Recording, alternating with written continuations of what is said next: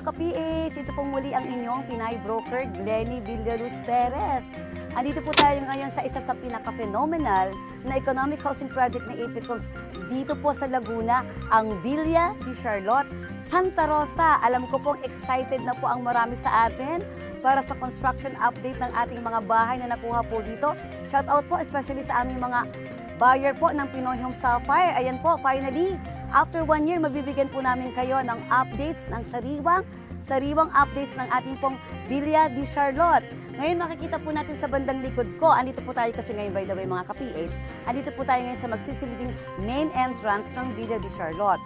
So dati po, kung napanood niyo po natin yung last episode, that was more than 1 year ago, makikita po natin na puros damuhan lang po ang makikita natin dito sa ating bandang likod. At magugulat po kayo, more than a year, ito na po ang makikita natin, napakadami na pong constructed units, mga ka-PH.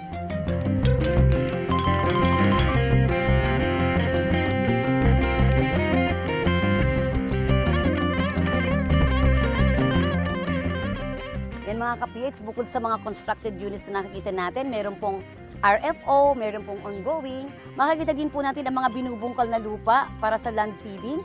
Makikita din po natin ang mga heavy equipment na nagbubungkal or nagla-landfill para po sa development ng ating Villa de Charlotte. Ayan po, kung mapansin po natin, tinambakan po siya mga ka-PH.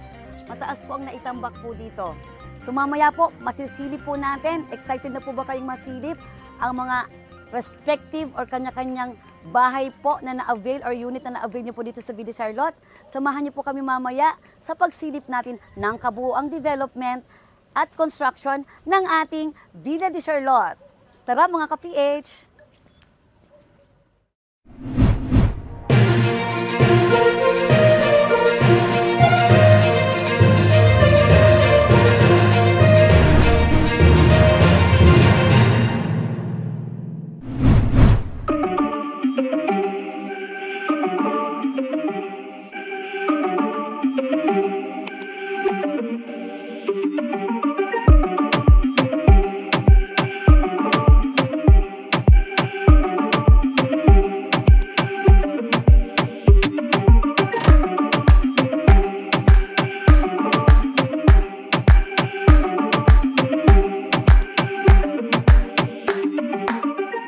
Mga ka-PH, silipin na natin ang status ng construction ng ating Villa de Charlotte.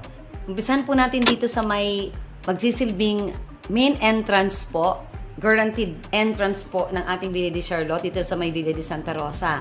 So, umpisahan po natin sa perimeter. Ang babanggitin po natin, lahat po ng RFO or constructed at saka mga ongoing construction. So, let's start po dito sa perimeter ng main entrance sa may access po natin sa may Villa de Santa Rosa. So, start po dito tayo sa Block 2. Yan, dito sa Block 2 po, may mga RFO na po siya from lots 12 to 21. So, this is more or less po 10 units.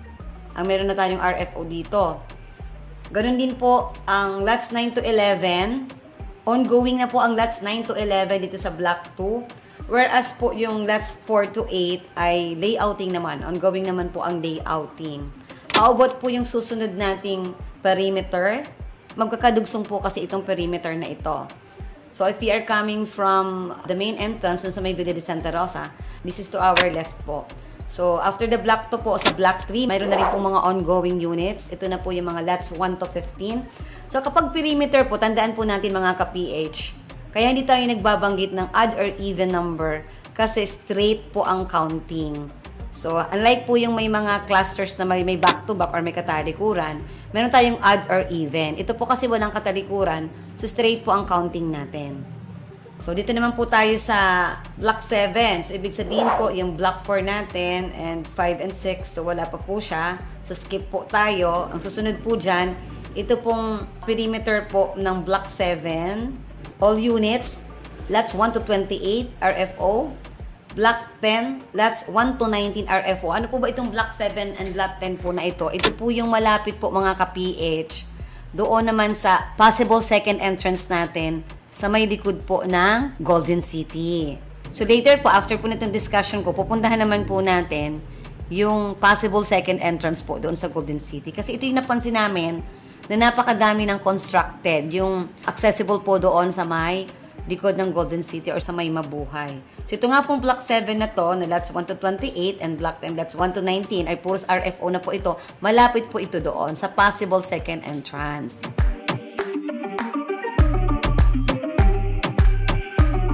So bakit po natin sinasabing possible second entrance? Sa ngayon po kasi, ayun ay dinadaanan ng mga materyales, ng mga equipment sa construction. Kaya talagang doon ang unang magagawa itong area po na to kasi doon po mas accessible yung right of way ng ating equipments.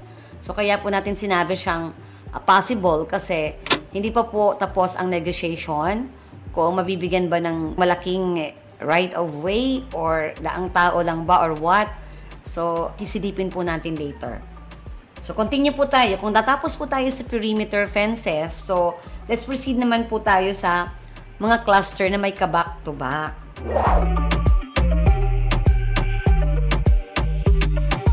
So, dito na rin po tayo mag-uumpisa dahil nandito na po tayo sa may Block 7 and Block 10. So, dito na rin po tayo mag-uumpisa sa mga cluster na malapit dito. So, ito po yung malapit po dito sa possible second gate po na malapit sa Golden City. So, ito yung may mga katalikuran. Let's start with Block 8. Magkakatabi lang naman po ito. So, sa Block 8 po, ayan, congratulations and good news. All units po from lots 1 to 55 ay already RFO or constructed. Ito naman po sa Block 9, ganun din po, all units, lots 1 to 54, nakatayo na rin. So, dito po sa kabila, sa may bandang gitna po, dito naman po mag-uumpisa ang Block 17 to 19. So, tatlong blocks po ito na pare-pares 38 units. So, lahat po ito nakatayo na mga ka-PH. So, silipin naman po natin ang Block 20. So, sa Block 20, ganun din po. 44 units na po ang nakatayo. All units po doon sa Block 20. Dito naman po sa Block 21, lots 1 to 15 and 19 to 23. So, odd numbers po ang nakatayo na sa Block 21. Ganun din po. Yung even numbers naman, lots 2 to 16, RFO. So, dito naman po sa Block 22, lots 1 to 24, straight, odd, and even po. So, ibig sabihin po nito, lahat ng nasa lots 1 to 24, mapa-even or mapa-odd number, lahat na po ito nakatayo. Whereas po itong ating lots 25 and 26 ay ongoing. Ito po yung mga corner lots po sa kabila, sa opposite side ng Block 22. Kanina nabanggit natin lots 1 to 24. So, nandoon po sa lots 1 and 2 yung corner units. Sa opposite side naman po ay yung lots 25 and 26 ng kabilang dulo po ng cluster ay ongoing naman po doon yung construction. So, let's proceed naman po dito sa Block 23. So, lots 1 to 24, odd and even. So, 24 units po yan na nakatayo na rin. Sa Block 24 din po, lots 1 to 22. So, 22 units naman po, odd and even. RFO na rin. Block 26. Lots 1 to 24 odd and even ay ongoing. Ongoing na po itong nasa Block 26. Whereas po itong Block 30, all units po ito, lots 1 to 72, ay ongoing po ang construction. Whereas ito pong Block 31, lots 1 to 25 na odd numbers. So, ibig sabihin po, that's around mga 13 units na nakatayo na po dito sa Block 31. Sa 1 to 25, lots 1 to 25 na odd number. At saka ganun din po, ang lots 27 to 77 na lahat ng odd numbers ay ongoing din po. Ganun din po ang lots 2 to 52 na even numbers ongoing. So, ibig sabihin po, itong Block 31, marami ng RFO at marami po ang ongoing ang construction. So, tingnan naman po natin dito sa Block 32. From lots 1 to 51, and ang odd numbers ay ongoing na rin po. Whereas po yung lots 2 to 8 na even numbers at lots 65 to 69 odd numbers ay ongoing naman po ang layouting. How about this Block 41 and 42? Ito po yung kanina po, di ba, yung atin pong introduction, yung nag-explain po ako doon sa pinaka magsisilbing main entrance or main gate po ng Villa de Charlotte. Kanina po, ang nakatayo na po talaga doon, yung nakita natin sa background kanina, ay yung Block 41 and Block 42 na all units. Samantalang naman po yung mga malapit sa kanya, yung Block 44 na lots 2 to 38, even numbers ay ongoing naman po. Ayan. So, napakadami na po nating nakatayo at marami pong ongoing. Pero, ilang percent kaya out of the total number of units po sa Villa de Charlotte ang RFO. So sa atin pong pag-estimate, nasa more or less 35% na po ang nakatayo. Samantalang ang ongoing naman po ay nasa more or less 19%. So nasa mahigit kumulang po 54% na ang total constructed at saka total na ongoing. So ibig sabihin po, asahan po natin, ang balita po natin, start na pong magtawag ang APEC Homes sa mga buyers natin na may RFO. Pero ano kaya sa tingin natin? Bakit kaya medyo natagalan yung pagtawag? Yan po, may i-discuss po tayo dito. Alam niyo po ba, bago natin i-apply for a housing loan sa Pag-ibig po ang ating mga units as rent-to-own, kahit po full equity na tayo or kahit RFO na tayo, one of the factors that we need to consider po are the power supply and water supply. Siguro po ito dahil nasa mahigit 50% na po, talagang pwede na po itong i-apply kay Meralco. So baka nga po ongoing na po ang process nito ng application kay Meralco, kaya nagsastart na rin pong magtawag. Isa pa pong nakita namin na kaya po hindi basta-basta pwedeng i-process bukod po sa ating power supply, ay yung water supply po natin ay ongoing po ang construction po na makikita po natin sa may Block 25. Yon. Kailangan po kasi parehas po yun existido or parehas po mag-e-exist dapat. Yun, once na in-apply po yan sa Pag-ibig, housing loan, kailangan po parehas po yan may water supply and power supply. So parehas na po siya ongoing. Baka nga po may mga iba na hindi lang po namin na validate pa, pero sa ganun pong percentage of RFO and construction, ma-approve na po yan ng ating Meralco. So baka nga po may mga magsa-start na pong itayo yung mga poste para sa ating electric or power supply.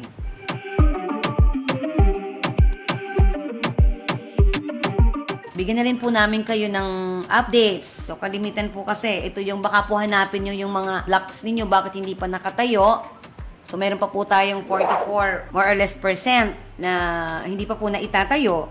Para next time po na magpapapili po tayo sa buyers or mamimili po yung buyers natin, even without the construction update schedule, alam po dapat natin na yung mga paglalagay ng ating warehouse at saka yung barracks, mga stock area, pagtatambakan po ng aggregates, buhangin at graba, at pati na rin po yung some portion of the perimeter fence. Yun po minsan kalimitan yung nahuhuli. Kalimitan po kasi perimeter fence, nahuhuli talaga, pero may mga portion naman po na uuna. So kapag kailangan po nating alamin kung ang mga buyer natin ay sobrang nagmamadali, para po hindi natin ma-offer yung mga area po na yun.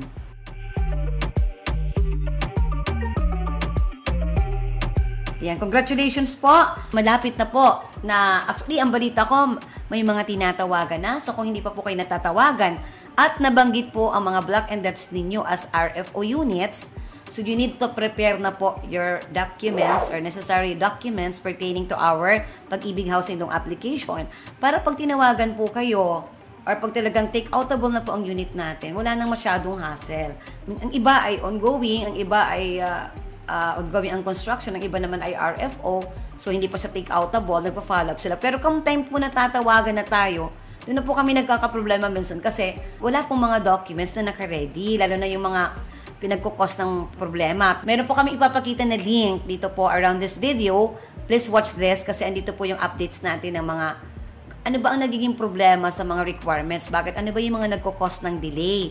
Para maiwasan po natin at unahin na po natin kahit ongoing pa lang po ang units po natin or nakita nyo RF na dyan, hindi pa kayo tinatawagan, we need to settle yung may mga problema natin na requirements. So please watch this, please click this link. Ando doon po ang explanation natin. Yan mga ka-PH. Siguradong nasiyahan po tayo dito sa ating mga updates po na ito. So mamaya po may sisilipin pa po tayo. Punta po tayo doon sa possible gate to mga ka-PH. Samahan niyo po kami.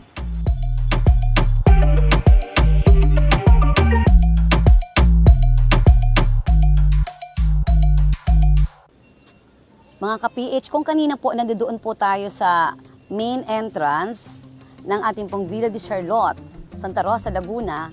So ngayon po andito tayo sa may bandang likod, kung saan naman po dati nating naibalita na nagkaroon po ng temporary na access para po sa development. Pero makikita naman po natin na medyo, nung una po kasi ang sabi nila, magkakaroon ng posible na daang tao. Pero makikita po natin ngayon sa ating development na medyo kasya po ang sasakyan dito sa atin pong temporary gate. Sana hopefully mga ka-PH ay magkatuluyan po ang kanilang negotiation.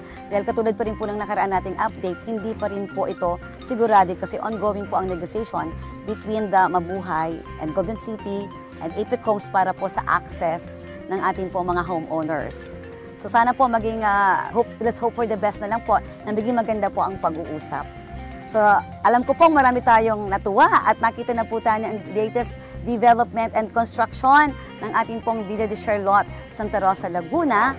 So sa mga hindi pa po nakaka-subscribe at bago po sa YouTube channel na ito, please do like, share, and subscribe. And you may comment down below sa mga gusto po ninyong katanungan. Any comments po will be appreciated po. And you can also check sa ating pong link around this video ng ating previous episode.